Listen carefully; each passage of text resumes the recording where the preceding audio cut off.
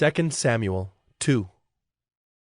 After this, David inquired of the Lord, "Shall I go up into any of the cities of Judah?" And the Lord said to him, Go up. David said, "To which shall I go up?" And he said, To Hebron. So David went up there, and his 2 wives also, Ahinoam of Jezreel, and Abigail the widow of Nabal of Carmel. And David brought up his men who were with him, everyone with his household, and they lived in the towns of Hebron.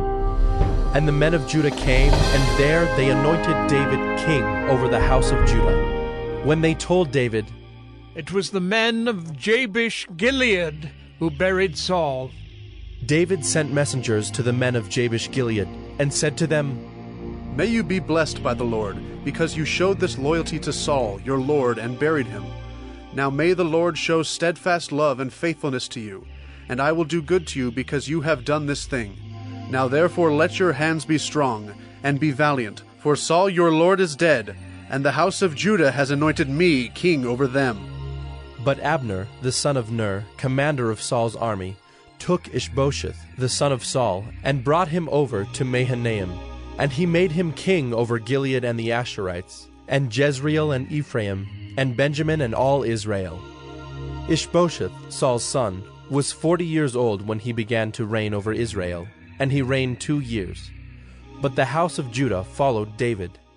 And the time that David was king in Hebron over the house of Judah was 7 years and 6 months. Abner, the son of Ner, and the servants of Ishbosheth, the son of Saul, went out from Mahanaim to Gibeon. And Joab, the son of Zeruiah, and the servants of David went out and met them at the pool of Gibeon. And they sat down, the one on the one side of the pool, and the other on the other side of the pool. And Abner said to Joab, "Let the young men arise and compete before us." And Joab said, "Let them arise." Then they arose and passed over by number, 12 for Benjamin and Ishbosheth, the son of Saul, and 12 of the servants of David. And each caught his opponent by the head, and thrust his sword in his opponent's side, so they fell down together. Therefore that place was called Helkath Hazarim, which is at Gibeon. And the battle was very fierce that day. And Abner and the men of Israel were beaten before the servants of David. And the 3 sons of Zeruiah were there, Joab, Abishai, and Asahel. Now Asahel was as swift of foot as a wild gazelle. And Asahel pursued Abner, and as he went, he turned neither to the right hand nor to the left from following Abner. Then Abner looked behind him and said, "Is it you, Asahel?" And he answered, "It is I." Abner said to him, Turn aside to your right hand or to your left, and seize one of the young men, and take his spoil. But Asahel would not turn aside from following him. And Abner said again to Asahel, Turn aside from following me. Why should I strike you to the ground? How then could I lift up my face to your brother Joab? But he refused to turn aside.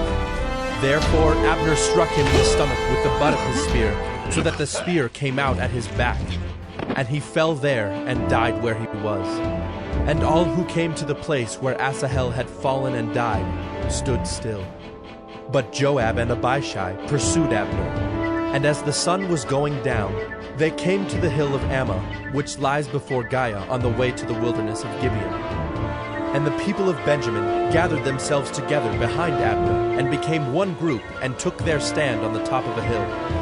Then Abner called to Joab, Shall the sword devour forever? Do you not know that the end will be bitter? How long will it be before you tell your people to turn from the pursuit of their brothers?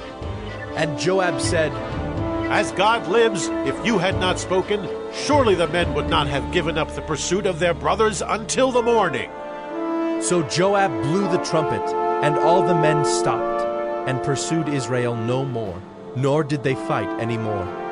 And Abner and his men went all that night through the Arabah. They crossed the Jordan, and marching the whole morning they came to Mahanaim. Joab returned from the pursuit of Abner. And when he had gathered all the people together, there were missing from David's servants 19 men besides Asahel. But the servants of David had struck down of Benjamin 360 of Abner's men. And they took up Asahel, and buried him in the tomb of his father, which was at Bethlehem. And Joab and his men marched all night, and the day broke upon them at Hebron.